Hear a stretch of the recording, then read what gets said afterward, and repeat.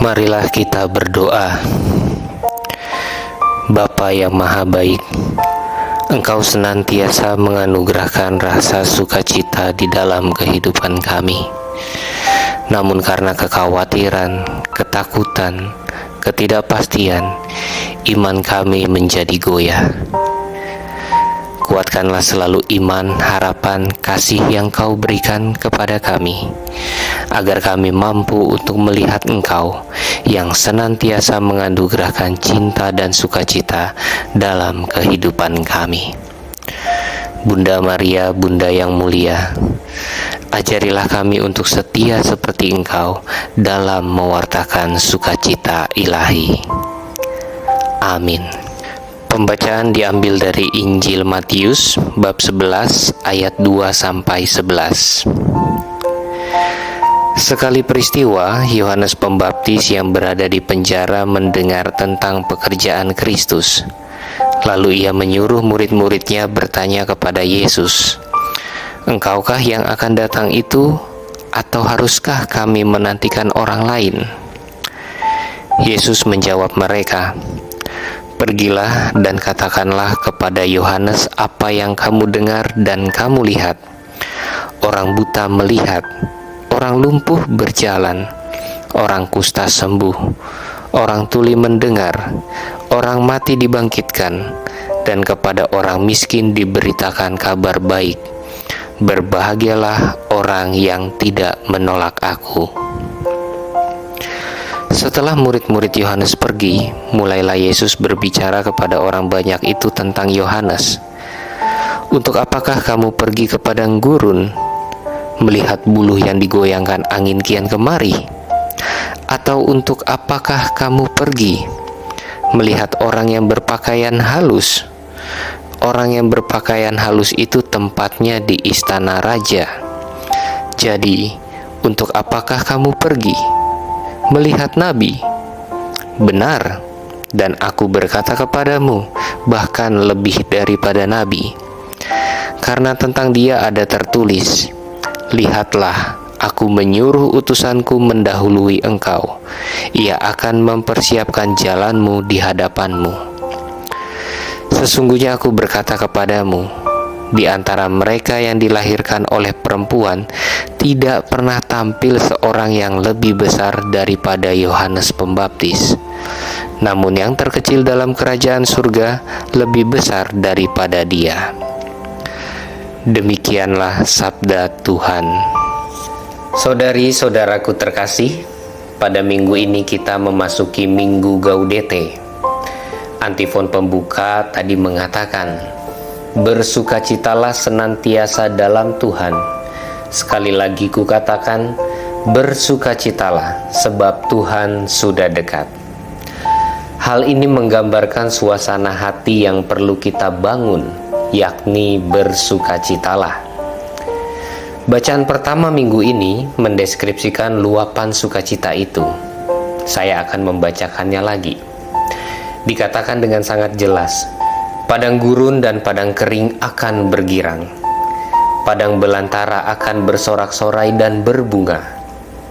Seperti bunga mawar ia akan berbunga lebat, akan bersorak-sorak, ya bersorak-sorak dan bersorak-sorai. Kuatkanlah hatimu, janganlah takut.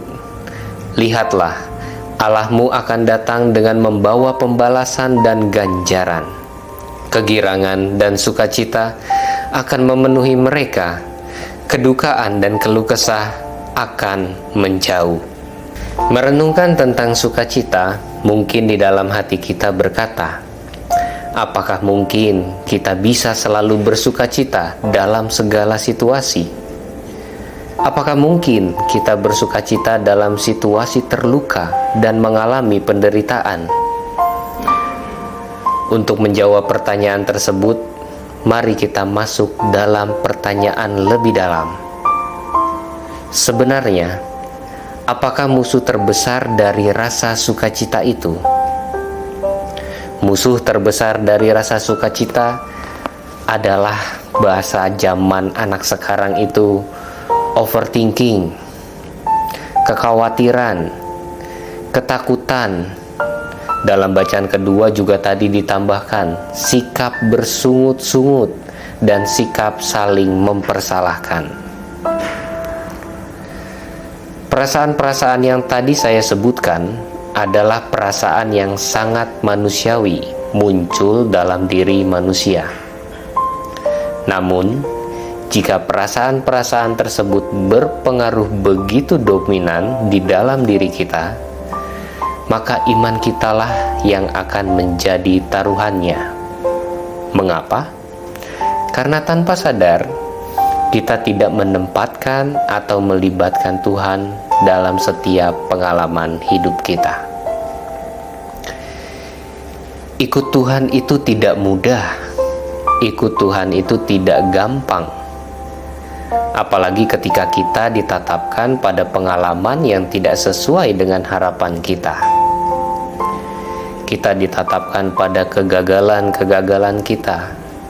Kita ditatapkan pada penghinaan-penghinaan.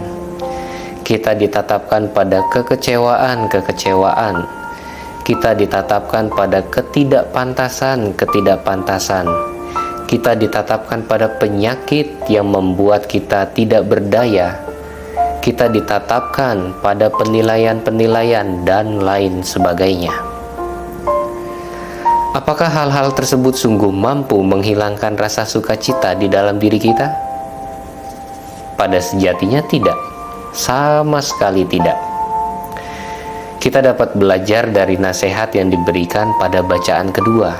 Di sana dikatakan, "Saudara-saudara, turutilah teladan penderitaan dan kesabaran para nabi yang telah berbicara dalam nama Tuhan."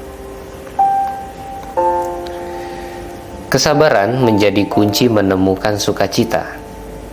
Kesabaran bukanlah sikap menahan-nahan diri, tetapi sebuah tindakan aktif untuk semakin mempersembahkan dan untuk semakin menyerahkan segala sesuatu pada kebijaksanaan ilahi.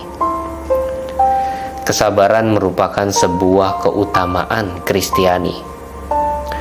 Orang yang sabar tidak merasa khawatir karena ia menyadari betul bahwa Tuhan akan menjaga dan merawatnya. Orang yang sabar mempersembahkan segalanya kepada Tuhan di dalam doa-doanya. Ia menjadi pribadi yang mudah bersyukur dan mampu memaknai hal-hal buruk dalam hidupnya sebagai kesempatan untuk memuji Tuhan. Poin terakhir yang ingin saya sampaikan kepada Anda adalah, kerap kali sebagai manusia, kita merasa baru merasakan sukacita kalau ada syarat-syarat yang terpenuhi. Contoh, saya menjadi bersukacita kalau saya di tahun ini naik jabatan. Saya menjadi bersukacita kalau mendapatkan penghasilan yang optimal. Saya bersukacita kalau bisa selalu bersama dengan orang-orang yang saya cintai, tidak ada momen perpisahan di dalamnya. Saya menjadi bersukacita kalau klub bola yang saya favoritkan menjadi juara dan lain sebagainya. Saya hanya mengingatkan, betapapun syarat-syarat tersebut telah terpenuhi, kalau tidak ada rasa syukur yang mendasari, perasaan sukacita itu tidak tinggal tetap. Perasaan sukacita hanya berubah menjadi perasaan senang yang bisa berlalu begitu saja.